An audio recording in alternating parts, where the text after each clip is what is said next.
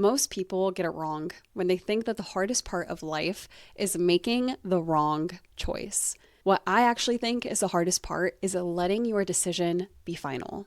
Because the thing that keeps us stuck isn't actually making the wrong choice, it's this idea of reopening, ruminating about the decisions that we have previously made.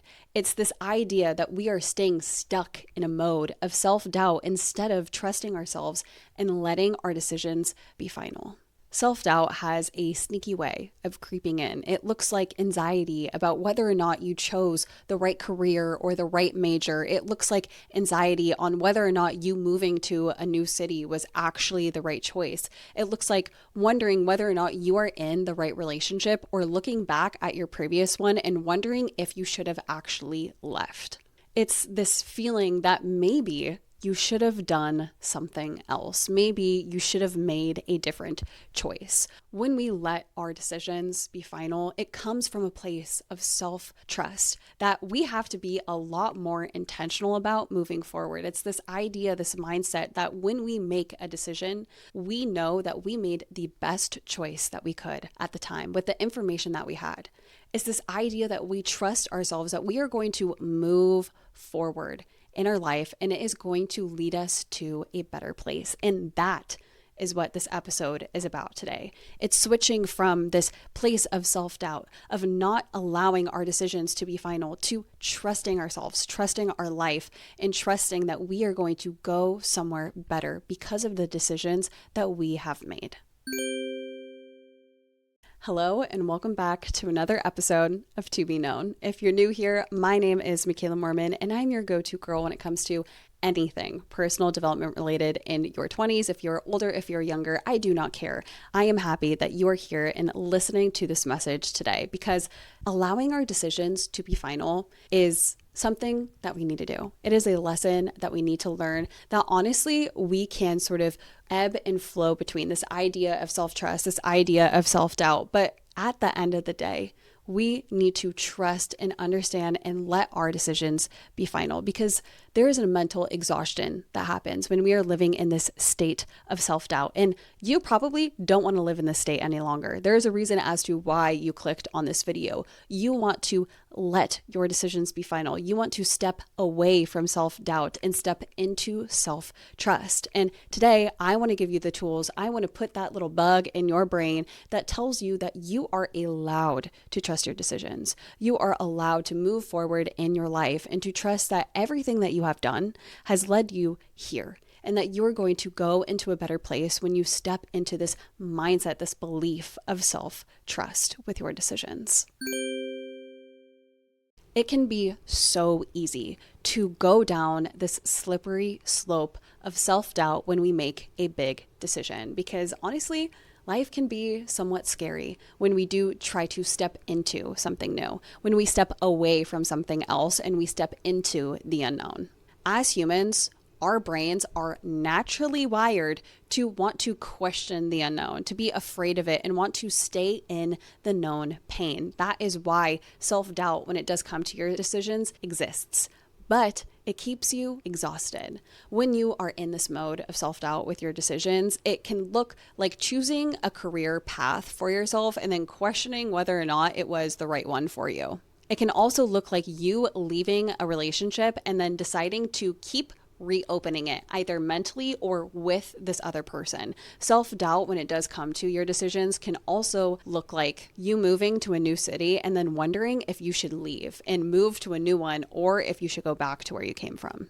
Self-doubt is riddled in anxiety. It is this constant mental noise of you listing out the pros and cons, of you comparing your present to your past or to this greener past or future that you might have created for yourself in your brain. It is not rooted in the reality of where you are at right now. It is all up here in your mind. Self-doubt makes it impossible for you to fully commit to yourself, to your decisions, and to the other people around you in your life. It is a mental trap that keeps you stuck. What self-doubt does is it keeps your decision open, where your mind, your life is never actually able to get closure. It keeps you in this permanent state of evaluation instead of allowing you to actually live out your life. Because you cannot live life, you cannot move forward without closing a door behind you. That's why this line of when one door closes, another opens actually begins. Because you cannot live life with your feet in two different places. You cannot have one foot in and one foot out. That keeps you standing, that keeps you still, that keeps you paralyzed in the past and in the present. You have to close a door on a chapter in order to move forward into another one. Because when you are coming from a place of self-doubt, you want to keep looking behind. You want to keep that door open so that you can compare it to your present, so that you can stay attached to the known pain and to let it influence your unknown reality. You're stuck in anxiety. So let's talk about the difference between self-doubt and self-trust, because these things are very, very different. When you look at a decision through the lens of self-doubt, it will always look like, did I make a mistake? Did I make the wrong choice? You will always be weighing out the pros and the cons. You will always be comparing.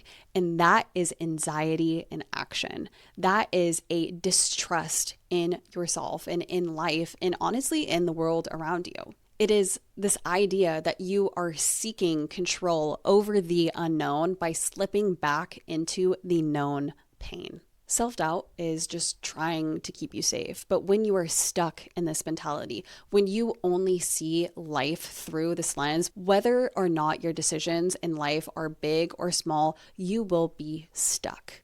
You will feel like any decision, anything that you do is overwhelming. And that is just not a healthy way to live. That is not a healthy mindset to look at yourself and to look at the world through.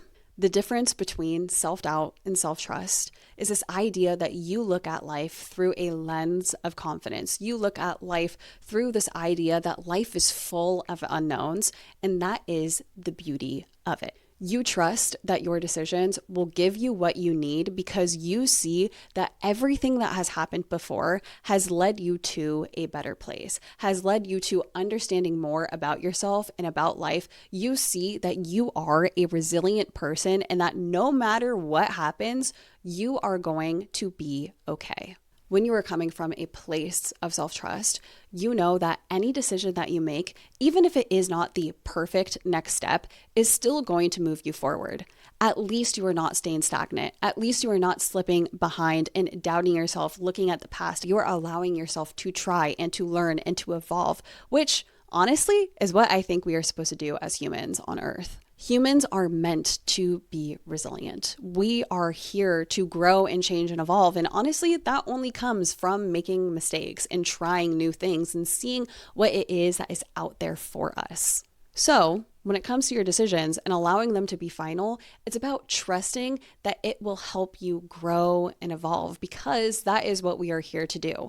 I think that we can struggle with letting our decisions be final because there are just too many options out there for us, or at least we are aware of all of the options that are out there in the world because of social media.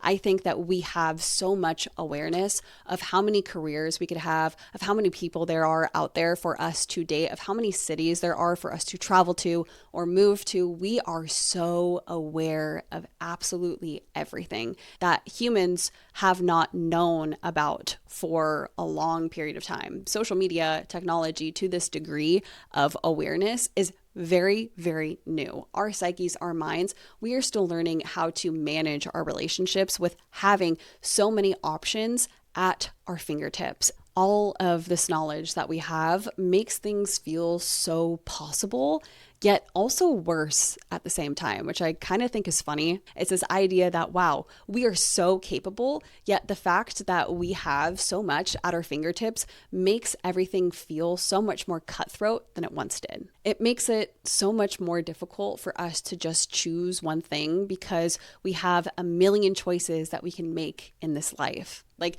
there are so many things that we know we can do with our life and with our time that it makes everything feel so possible. Yet, I also think that it makes it harder for us to close the door on choices because we know just how many possibilities there are for us. But the truth is, at least in my opinion, I think that a meaningful life is actually created when you choose to close doors, when you let your decisions be final and you step into a life that feels the most aligned for you instead of all of the things that you see on social media. There is something sacred about choosing our path, about letting the decisions that we make for us be the best for us, letting those be final, and having trust in what we are doing and what we have done. I think that it is a very beautiful thing, a very sacred thing to not let the noise of everything else out there get in on what you have chosen for yourself. And I think it is a very difficult thing to do in this era of life. There's a freedom that comes with letting our decisions be final because you stop negotiating with yourself. You stop questioning. You stop having this self-doubt and rumination and anxiety about your future, about your present, about your past. You shift mentally from should I have done something different to this idea of how do I make this all work out for me, which is where true growth actually happens, in my opinion. When we see it as an opportunity for us to grow and develop and change as humans, I think that is a very beautiful, beautiful thing. I think that's where a lot of freedom of being an adult comes from, is letting the decision that you make be final, learning how to be okay with it, and growing from it. In my opinion, true momentum in life requires commitment, not this constant state of looking back and reconsidering everything that we have ever done. The truth is, most decisions that we make in life aren't actually permanent. We can get so lost in treating decisions like they are irreversible when, in fact, they are not. You can always change careers. You could always leave a relationship. You can always step into a new one. You can always move cities or gain a new friend group. You can always change your life and develop and grow over time. What matters the most isn't actually the decision that you made. It's your ability to react, to live life as it unfolds instead of ruminating in the past. Self-trust is believing that you can handle whatever comes next because you can. If you feel like you are struggling with self-trust in your life and you're struggling with this idea of letting your decisions be final, I want to give you some tools to help you build self-trust, because I know that in my past, I have struggled with letting my decisions be final. And that is why I wanted to make this episode for you today, because I know if you clicked on it, you're probably needing some help. You're probably needing some tools and a resource and some ways to shift your mindset from self-doubt to self-trust, because I've been there. I've done that. And I know how hard it can be to let your decisions be final without having the influence of other people's opinion, without asking other people what they think of your situation. I have been there. And I want you to feel so secure within yourself, to trust your ability to choose something for yourself to make your life better. You don't have to let other people's input into your mind in order for a decision to be valid, in order for a decision to be good and worthy of, your time, of your life. You're allowed to make decisions for yourself and to let them be final. I want you to leave this episode feeling like you know what to do next in order to build self-trust in your life. So, what do you need to do in order to get there? First things first is that you need to make sure that you make decisions based on your values, not anyone else's, and not on fear. Because it is so easy to ask yourself this question: what if this is the wrong choice? What you need to do is make sure that you make decisions based on your values, based on what actually feels the most aligned and most correct for you in your heart and in your soul and in your body. It is so easy for us to get lost in the fear. It is so easy for us to get lost in the noise and ask ourselves, what if I am making the wrong choice? But what will never steer you down the wrong road is when you make decisions based on your values, based on what actually feels aligned to you.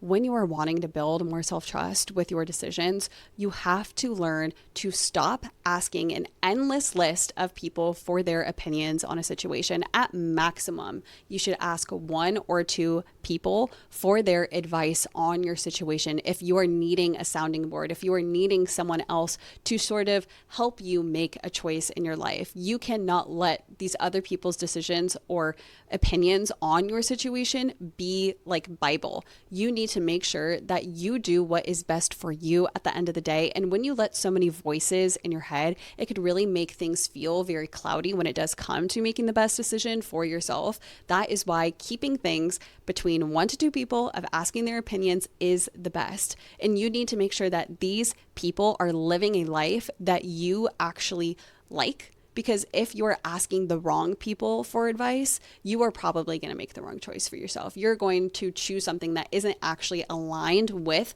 a better life for yourself, with a higher version of your life. If you're not asking people who are living a life based on their values, based on things that are actually good, you need to be very smart, very wise about the people that you do trust with helping you and giving you advice and sort of their opinions that infiltrate your mind and your decisions. Because when we talk about the things that we want to do, these life choices that we want to make, and we allow other people to give their opinion to us, it can really sway us one way or another.